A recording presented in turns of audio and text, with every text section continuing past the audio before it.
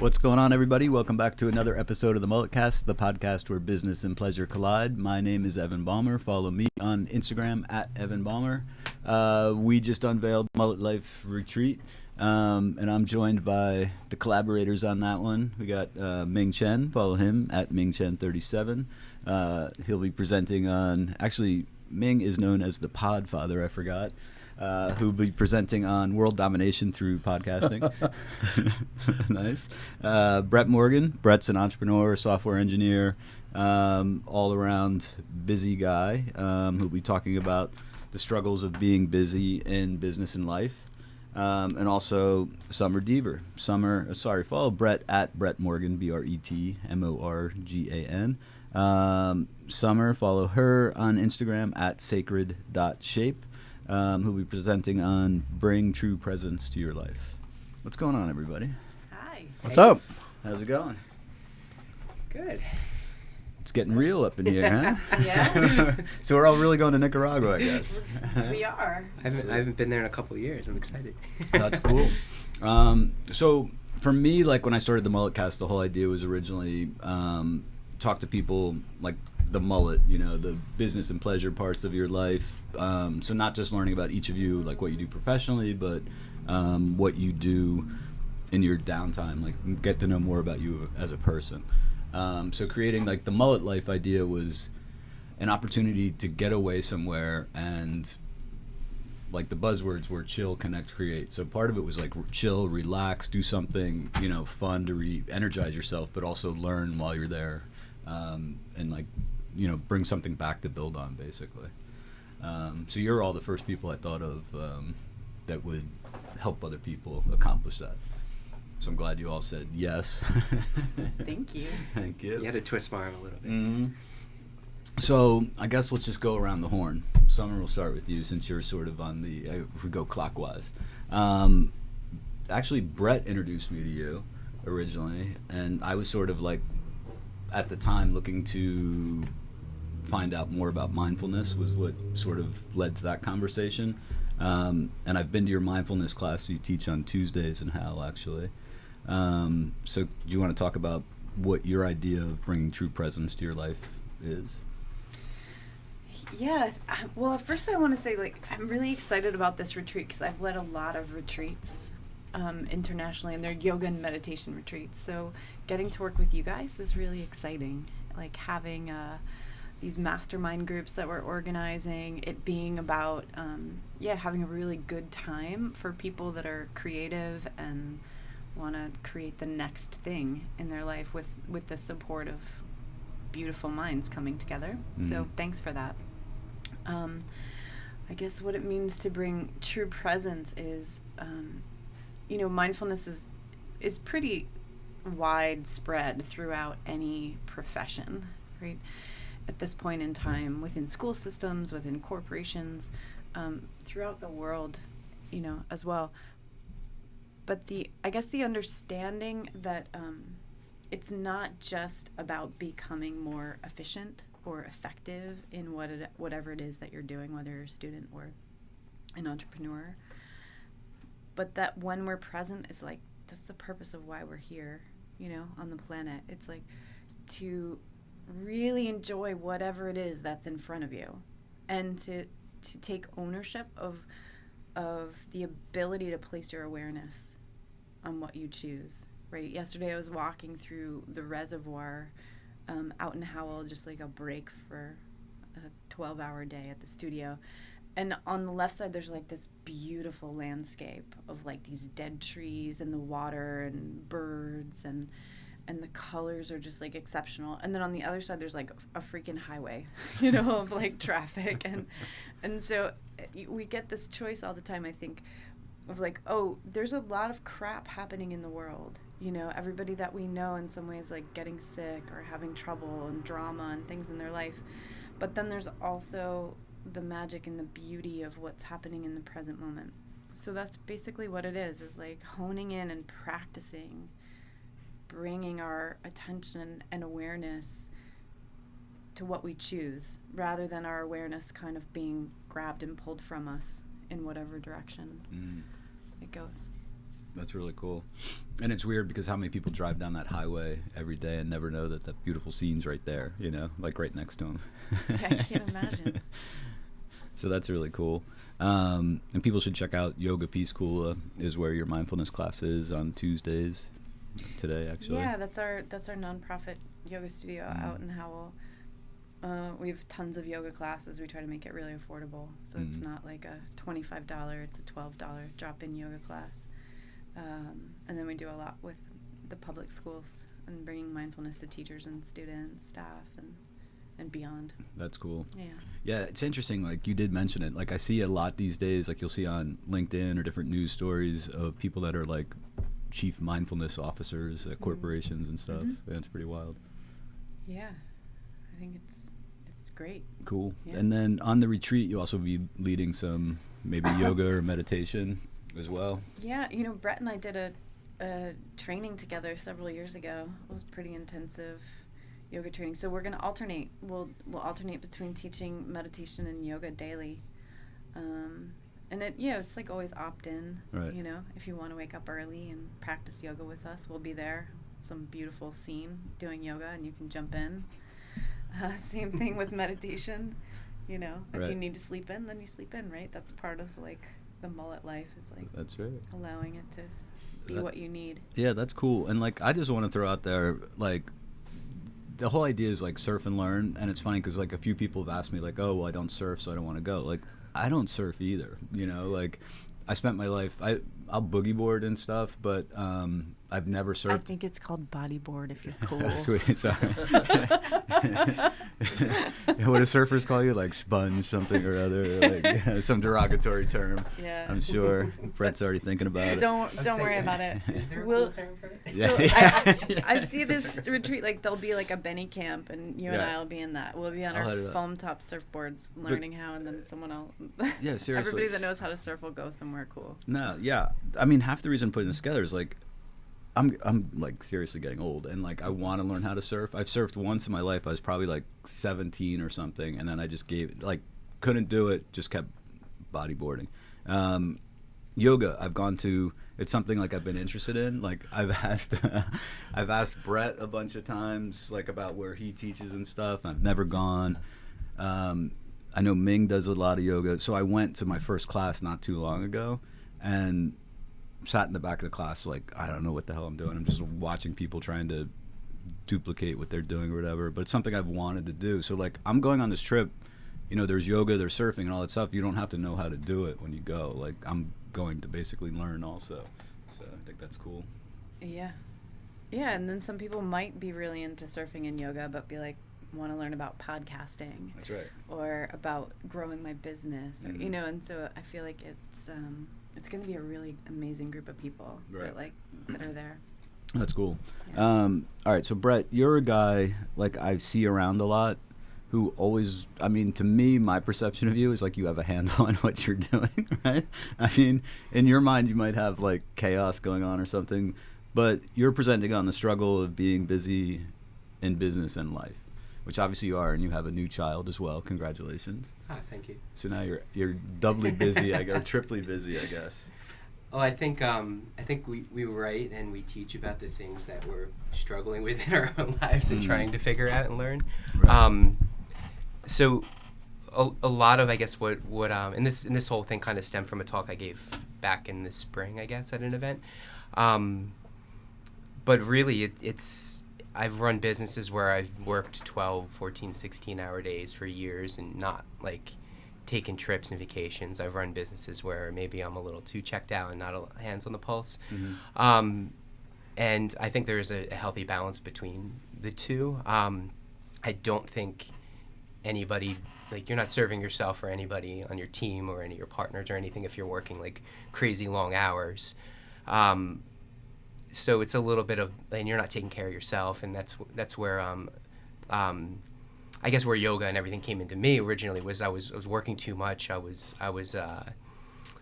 like succeeding to some extent, but very much also I was also like burning myself out, burning out my body, and honestly, the first time I ever walked into a yoga studio, I walked into a little Ashtanga studio in Avon, Wendy Green Yoga, knowing nothing about yoga. I had taken like, I think, one yoga class I was required to take in college, and that was like my entire experience. Right. I walked in with my girlfriend at the time, and they were like chanting in the beginning, and I just looked at her and I was like, fuck this, and turned around and like walked out.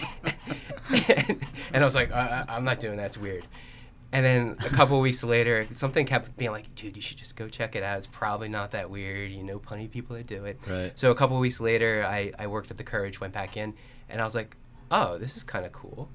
And but then I don't know what happened, but I just kept going, and a lot of the other students there and the teacher and was very encouraging, be like, hey, listen, you need to keep coming, you need to keep coming, you need to keep coming. And then eventually it turned into like a 6-day-a-week thing, and then really what happened was I just went there for a little bit of exercise, and it ended up like transforming my entire like state and being. Like I stopped being as angry, I stopped working as much, I started to be able to work more efficiently, more effectively, and being able to like understand that you gotta like live your life. Like the reason why we work for ourselves is so we don't have to like be working for somebody else. But really, there's two ways to work. There's run a business, there's making a job for yourself, and then there's running a business and being able to create a lifestyle, like through using your business to create the lifestyle that you want to lead. Right. Where now it's transformed into like I'm a parent and I have 2 kids now, and a wife, and it's very much like I want to be there and be present and see my kids grow up and drop them off at school and not have to be like on a train up to New York City like 5 hours a day, and so I guess what I've been kind of distilling and I'm going to be teaching a little bit on is about the things that I've incorporated into my life, and these things are very much like constantly transforming, constantly changing, and some of the techniques, some of the tools, and some of the strategies that I use in my life to be able to find that balance, to be able to like show up for work, show up in life, and then be able to get the downtime and really have that holistic approach to living a fulfilling life. Yeah, it's really cool. I had that conversation with someone the other day. It's like there was nothing worse than working for someone else and like going into your boss's office and being like, is it cool if I leave at like 4 tomorrow to go to my daughter's soccer game? Or someone else put it the other way. They're like, I used to ask, someone had something to do with their family on like a Friday, and they're like, typically they'd work till like 7, and it's like, is it cool if I leave early tomorrow? Which was like 6 or 6:30, And he's like, there's just no way to live your life, But you're right. People then still get trapped in like the same thing when they work for themselves. So that's the key, It can even be more detrimental because a lot of Right. times you end up working too much, and then you don't have a boss to answer to, and you're like, I have to do this because Right. this is what I need to do, and Totally. and the reality is I do a healthy amount of travel, and there's times I've stepped away for a while, and there things maybe aren't as smooth when you're not in the day to day, but there's been no critical like I think back like 5 years, 7 years, 10 years on some projects or anything in the moment that we're working on that seems so important that I couldn't like I had to step away from the things that I consider important in my life. Right. That it would have been like, what, like everything would have fallen apart if I had like not done that. And it's like it moves on. I mean, there's always consequences and repercussions and Right. paths, but at the end of the day, like the wheels aren't going to fall off because you like take a week vacation somewhere, Right. or Totally. you duck out to go to a yoga class in the middle of the day. That's right. So in a lot of ways, you're the catalyst for a lot of what we're doing on this trip because, as you said, you just had a child, and you've been to Nicaragua a lot. So when we had the early conversations, you're like, I would love to do it, but I really want to go when you're going to Nicaragua.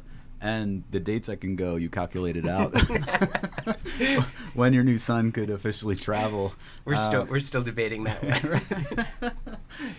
So your math may be on or off. I'm going, couple but days. there might be 4 of us going, or there might be 1. Okay, So cool. we'll see.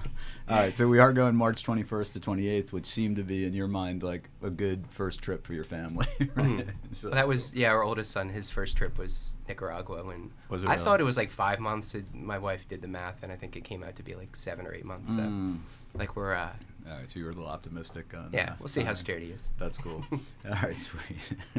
So what can you tell us about Nicaragua? We're going to, I guess, generally the regions like Playa Maderas. which is known as like a very popular surfing area, but more specifically, we're in San Juan del Sur. So San Juan del Sur is, I first started going to Nicaragua, I guess, in like 2009. I did my first trip, and I've probably done, I don't know, somewhere between 15 and 20 trips over the past 10 years there.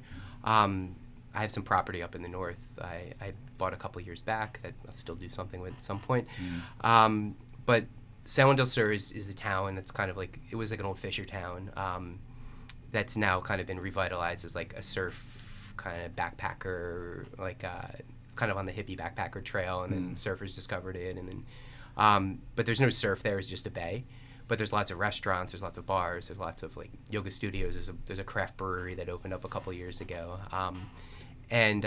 So Playa Maderas is about 10 kilometers north of San Juan del Sur on this crazy dirt awesome road that you feel like you're in the middle of the jungle. I remember the first time I went there, I was like literally my driver. I was like, is he taking me to like a field to like kill me and bury me or whatever? But then you go down this like up this hill and then go down this hill and you come out into this gorgeous beach and you feel like you're the most remote place. And there's a little surf like hostel right there on the beach. There's a little like taco place that literally when I started going there, it was like a fold out table with pickup trucks, and now it's like this whole big crazy building that they kind of own the little beach there now. And but there's like a cool little just vibe. It's changed over the years. I mean, when I first started going there, it was like if you met an American, that was your friend. It was like, I was like, you're an American? Cool. Right. There's lots of Canadians there, lots of European tourists, but Americans seem to kind of steer away from Nicaragua, mainly because of our parents in the 80s and Iran-Contra and everything. Right. But the Canadians and Europeans, it was kind of their secret little haven for like 10 years. That's cool. But I just absolutely fell in love. I mean, the people I've met there, and that's part of the thing that's intriguing about this retreat too, especially like the masterminding piece of it. It's some of the people that I've just met, and like you're just hanging out in like the jungle, staring up at the stars at like 3:00 in the morning, just having conversations that you never thought you would have before. It's like it's intense and it's awesome. And then that was my first trip. I was there for about 2 weeks, and then I got home and I'm like, kind of want to be back there. Oh, wow. So I booked a flight, went back a couple months later, and I kept doing that. I brought some friends down there. I brought a good friend of mine down there one time, and she actually ended up moving there for 3 years. Really?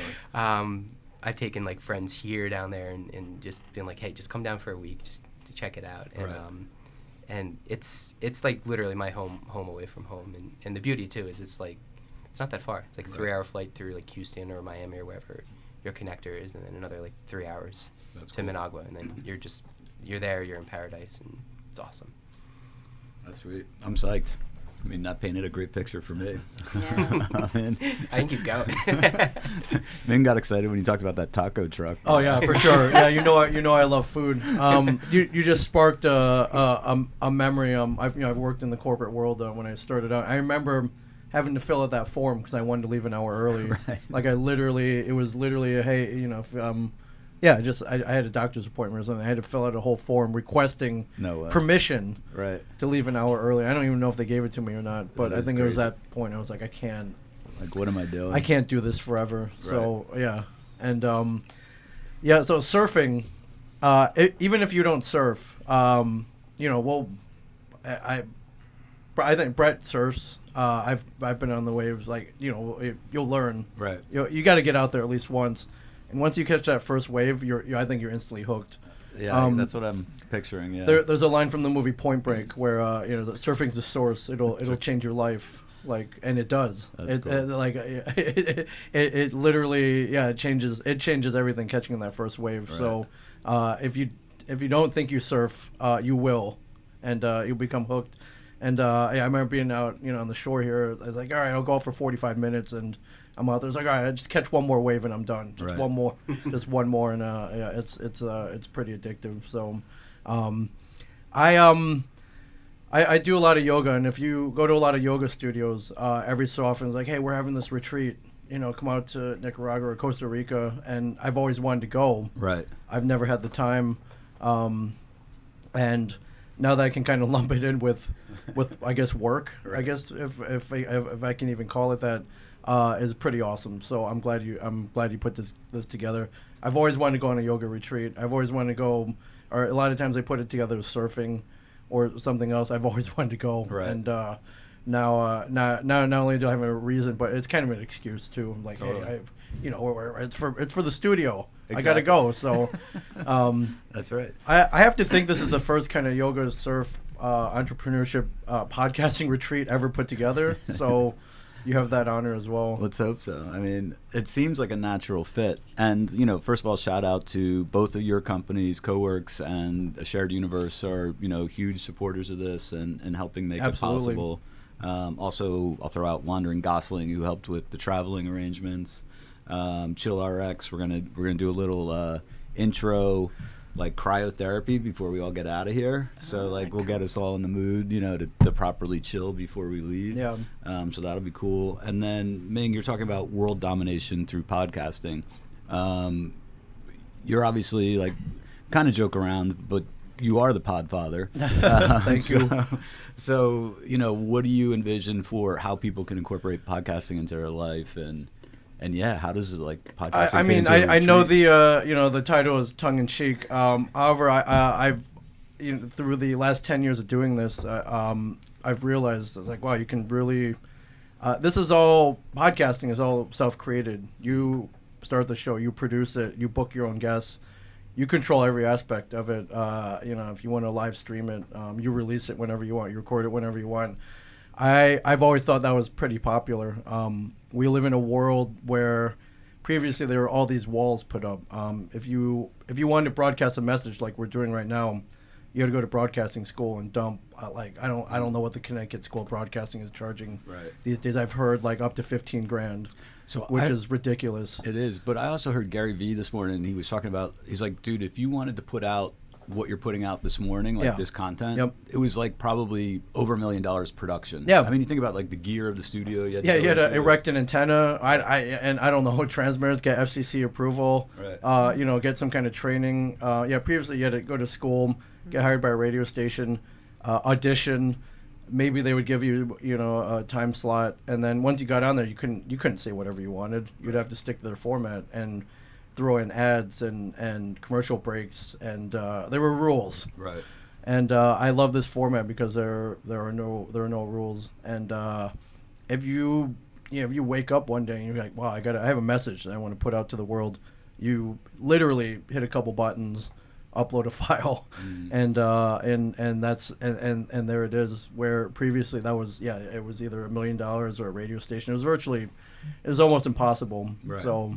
I was inspired in high school. I took a radio production class, and the instructor was like, you can broadcast, but it has to be under a mile. You can go out and buy a transmitter at Radio Shack, and the FCC says you can broadcast under a mile. Right. And I was like, well, that's cool. All my friends live in the same neighborhood. At least I would have them as an audience. Right. So I went to Radio Shack, and I was like, hey, where's this magic box where I can, I can transmit under a mile? And they showed it to me, but it was $700. Was it really? And I was making $3.25 an hour at Long John Silver's. That was my first job, and I was like, well, that's a lot of. This is a lot of frying fish, and it's probably not. In the end, I was like, what? I'd rather that it's out of my budget. So I've always from that point on, I've always wanted to broadcast or just get some kind of message out there. Right. And once this rolled along. And I was like, wait, there are no rules. I could go. I could do this whenever I want. Right. I control every aspect. This is cool. Initially, I was hesitant, though. I'm not the talking guy. I'm the guy behind the computer uploading other people's podcasts, helping them produce them, which is how I got started with when Kevin Smith started his podcast. I handled all the technical details. Once I kind of found my own voice, and he had to kind of force it, though. He was kind of like, I want you to start a podcast. I'm starting a network. I need other voices on that network that aren't me. I need you to start a podcast. And I was hesitant. I'm like, I'm not famous. I don't have a built-in audience. Right. I'm not a great storyteller. I'm the shy kid who sits behind computers all day, helping people who are good at that. He's like, no, just start your own show. I was like, what am I going to talk about? It's like, talk about your passions. What are you interested in? And once I got that going, I became hooked. Right. It's And, funny because I think of you as a talking guy, you know. So it's Yeah, interesting. no, not at all. I Right. was, I barely said a word in high school. College was, opened up a little bit more, but I think it was right after I met Kevin, and he was like, "Listen, just get it out there. You'll find your audience. It's not like being at a party where you have to kind of sell yourself. It's, you broadcast your message." People find you, and you'll find the people who are into the same stuff that you're into, or Right. people will be attracted to your message, and that's where your audience is. I'm like, wow, that's pretty cool. Right. So, there's one thing. One of the things I've done in the last 10 years where I never lost the love for it. If you met me like 7 years ago, I was like, hey, I'm gonna try triathlons. This could be fun. And after 2, I kind of lost interest. I've fallen in and out of a lot of things, but. Yoga is another one of the things that I've never lost the love for in the last 10 years. Right. And I was really into surfing for a while, and surfing takes a little more dedication. I fell at that, but I'm really itching to get back on the water for sure. That's cool. And this will definitely get me back into it. Right. That's awesome. Yeah, but I would love to help other people find their own voices, start their own podcasts. Get their messages out there, or just talk about their passions, or get together with friends and talk about whatever you're into. Or, but I think most people have something that they want to share with the world, and this is, I think, no doubt the best way to do it. Totally.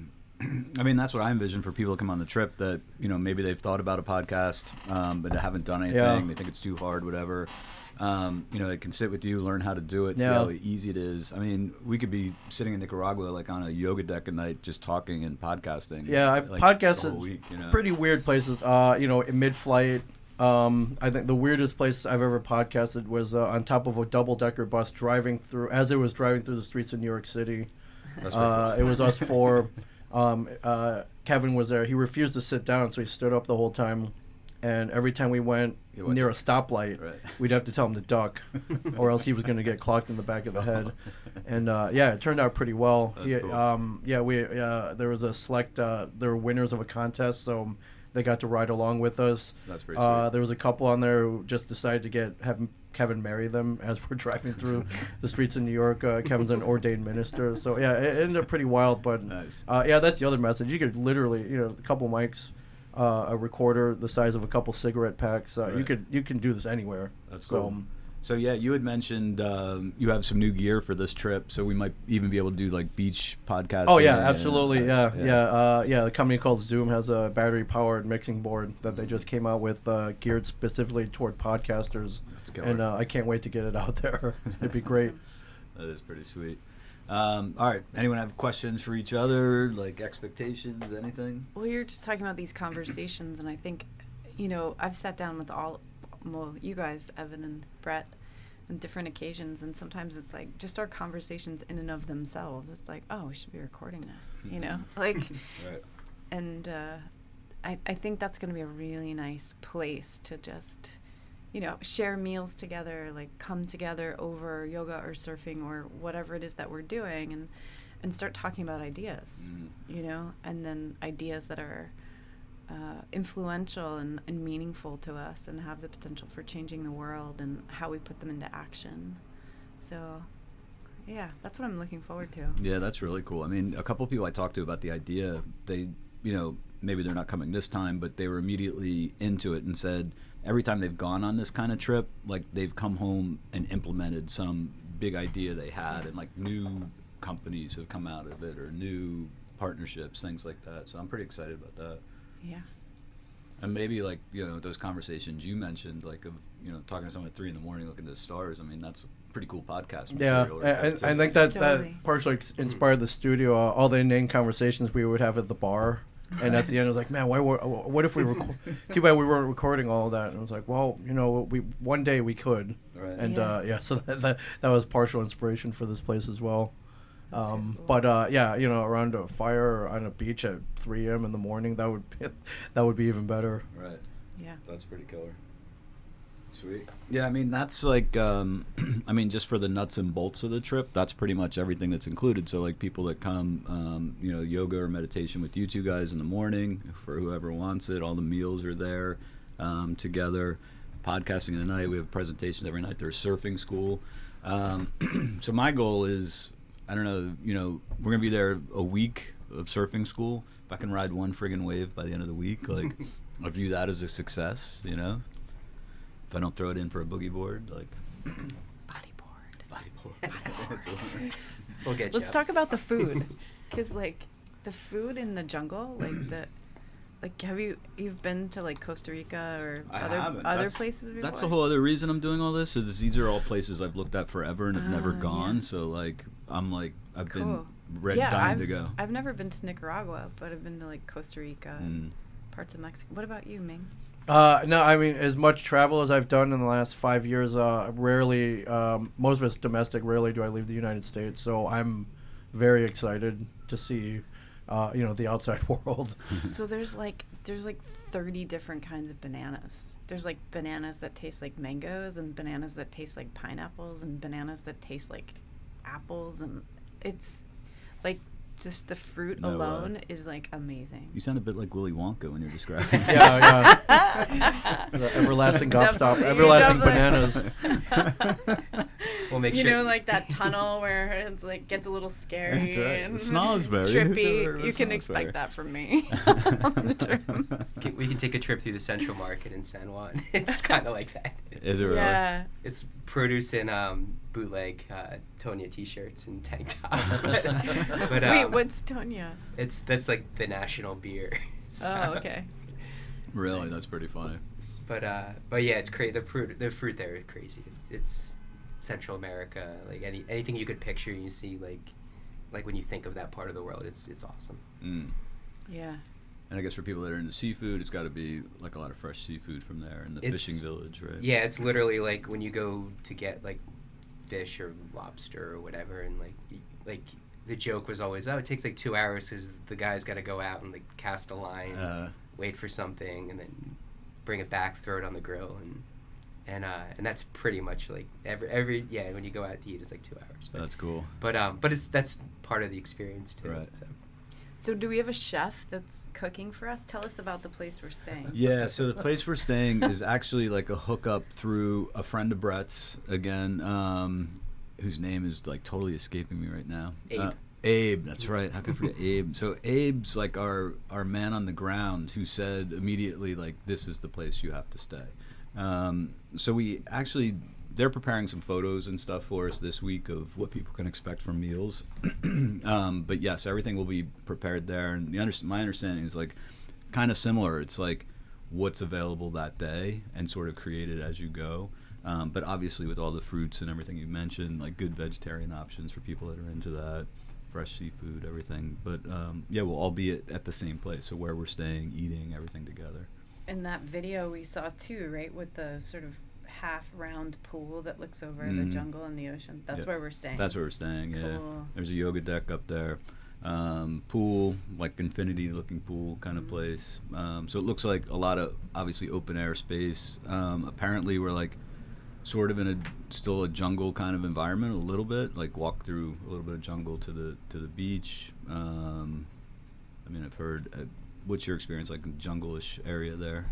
It's yeah, I mean it's a little bit developed, but it's not like, I mean, when you say developed, it's like we think of New Jersey. Right. Like there might be a couple little like houses or boutique hotels, but then it's just like it's jungle. Yeah. And one of my, I love like we're situated on the cliff overlooking the beach, and there's just a couple different paths you can walk down. But I'd love at like sunset or at sunrise, like going on those walks because all the animals are starting to come out. Right. And it's just like crazy, like the sounds and the colors and it's pretty like inspiring. So what kind of animals are you gonna see? I've heard monkeys around there. You're gonna get howlers there. I was about to say, are there howler monkeys at like right at the crack of dawn, 6 a.m.? I don't think there's 4:30. You're gonna get howlers. You might see some snakes. Nothing crazy. Right. Birds. Yeah, crazy, just birds out of like National Geographic. Really. One of the things that's interesting about Nicaragua is it's actually more of an arid, like desert jungle environment. It's like a drier tropical jungle than like a Costa Rica or like Amazon. So it's we're going kind of, I guess, like a dry season, but it's like there's still it's not going to be like this big lush thing, but there's still just like crazy animals, and it's like just a really unique, cool experience. That is cool. What else is unique to Nicaragua? Like, as I'm drinking coffee, I'm thinking, how's the coffee there? That kind of stuff. Coffee's good.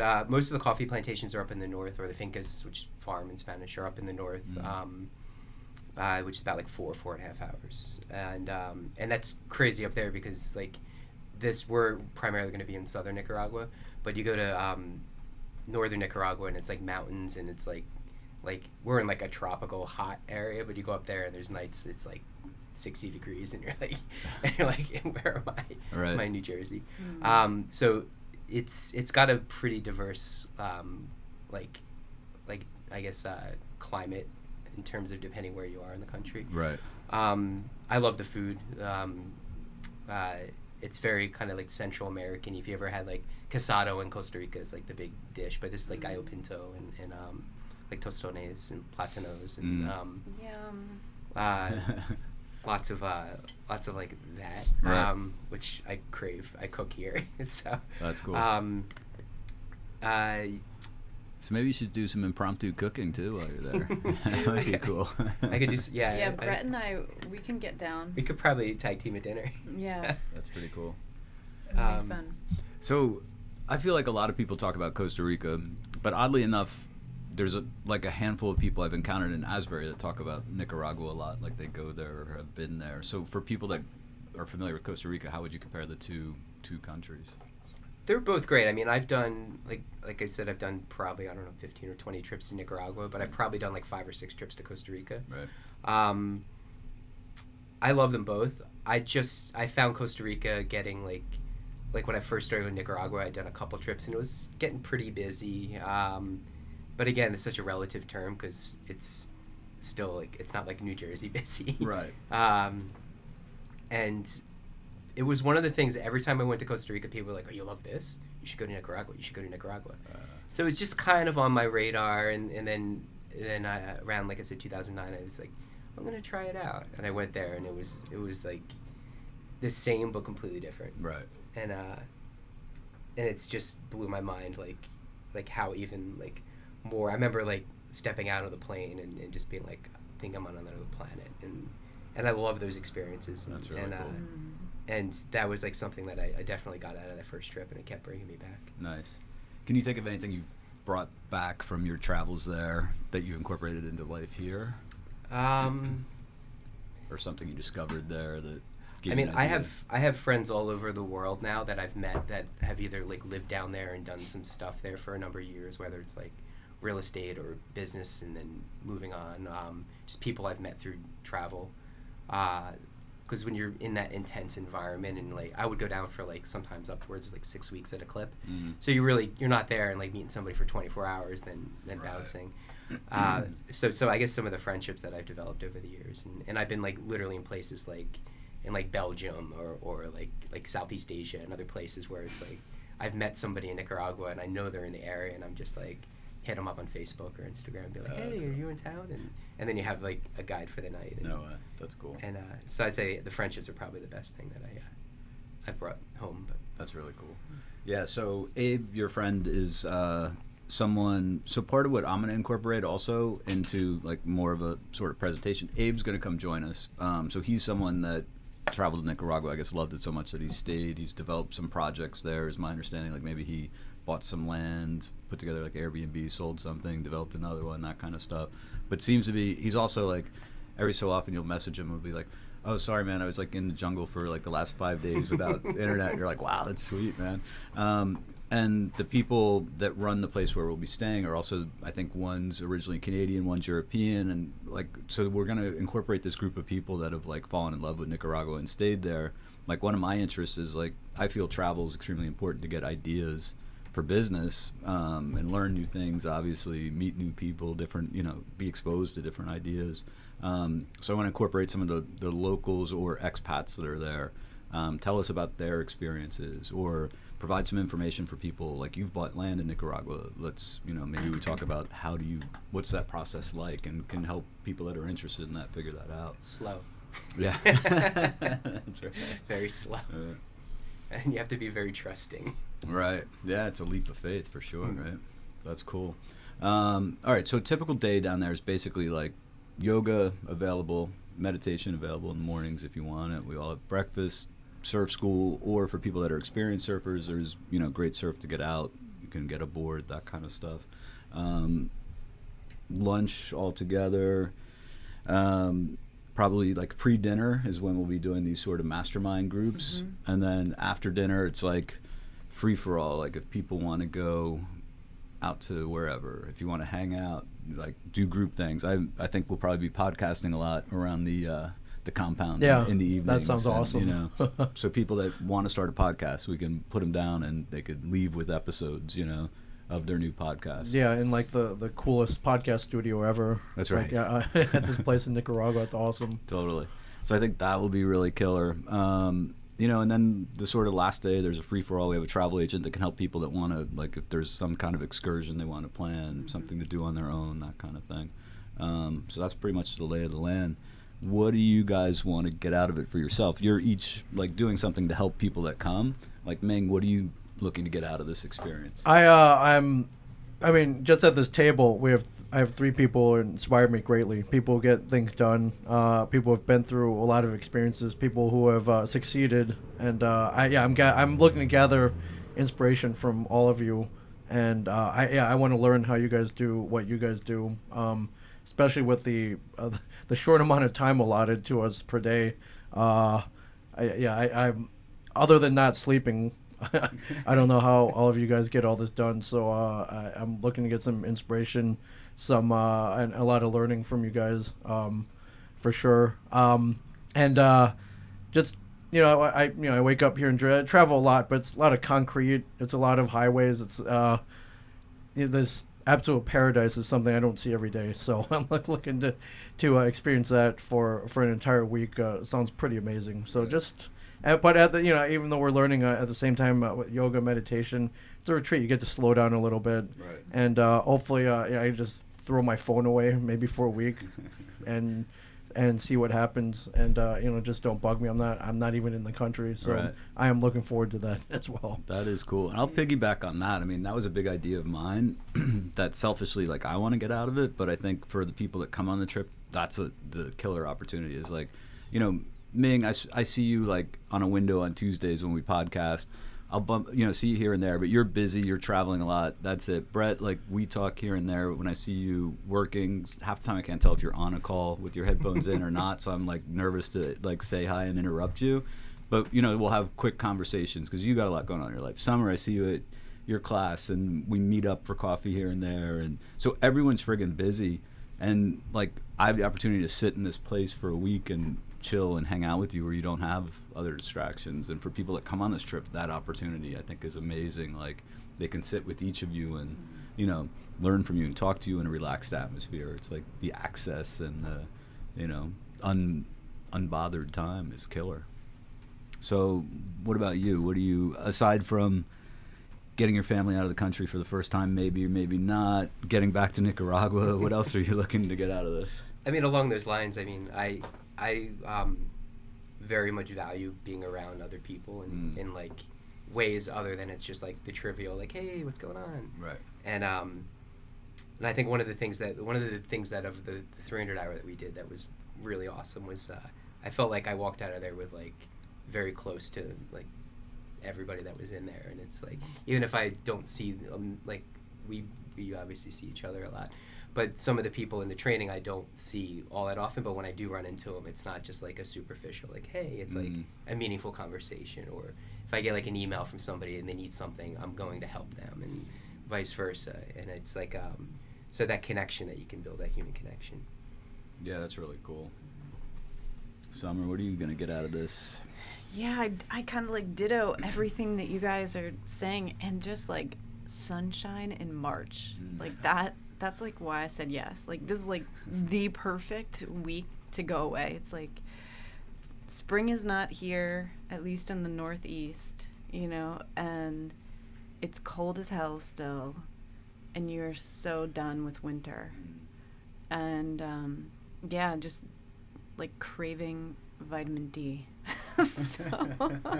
So I'm going to absorb an incredible amount of sun. Yeah, and that like slowing down into moss time, you know, the way that like things grow so slowly, you know, but it before you know it, like moss is covered in complete huge stone. So yeah, like tapping into that, I think it's reflection too, like seeing like, oh, you know, we stay so busy all the time, but like a time to reflect and be like, oh wow, actually look at what I've accomplished, you know. I'm also excited about recording meditations with Ming. That'll be really cool. Yeah. Yeah. I mean, talk about a killer setting to do that. Holy crap. Yeah, we've had a couple record here in studio meditations, but you know, it's 4 walls in New Jersey. Right. So yeah, we do it virtually anywhere in Nicaragua, which would Right, pretty if we amazing. can do some field recordings and Yeah. some nature sounds. You might hear some howler monkeys in the background. Yeah. You know, That'd be really cool. Pretty cool. All right, that's awesome. All right, cool. So I totally sincerely appreciate each and every one of you. Like, thank you for, like, I don't even know what I'm doing putting this thing together. And Summer, you've been like a huge resource because you've done retreats before.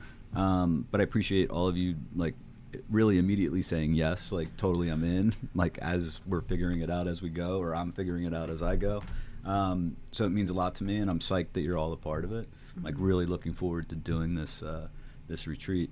So people can check it out. One development is it was the MulletLife.com, and miraculously MulletLife.com became available as we're rebuilding the site.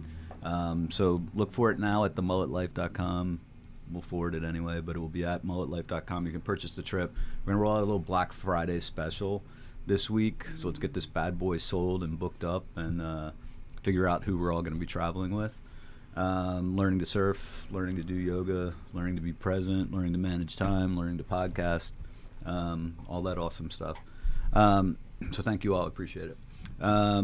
Follow everyone that's here. Summer, follow her at sacred.shape. I'm also going to upload, you've all been guests on the MulletCast before, so we're going to start pushing out like this episode and all your previous appearances on the MulletCast. Check out Bret Morgan at Bret Morgan. Ming is at Ming Chen 37, and I'm at Evan Balmer. Thanks for checking out the MulletCast, and come join us in Nicaragua next March. Thanks, guys. Thank Thanks a lot. you.